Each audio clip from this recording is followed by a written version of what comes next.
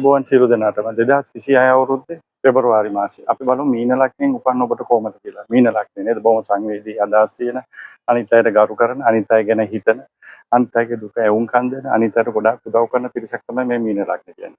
හැබැයි මීන ලග්නේ හිමියන්ට 2025 මාර්තු 29 ඒ රාශියක ආව ලග්නේ රාශියක්. එහෙනම් මේ ලග්නේ රාශියක 2027 සැප්තැම්බර් වෙනකන් ක්‍රියාත්මකයි. හැබැයි ඒක නිසා මේ පෙබරවාරි මාසේ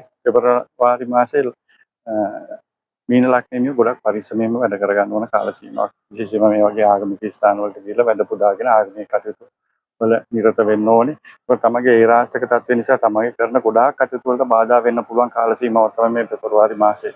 ඒක නිසා ආගමික කටයුතු සහ මේ දේවල් එක්ක වැඩ කටයුතු කරොත් ඔබට මේ පෙබරවාරි මාසේ ලස්සන මාසයක් කරගන්න පුළුවන්, ආදරණීය මාසයක් කරගන්න පුළුවන්.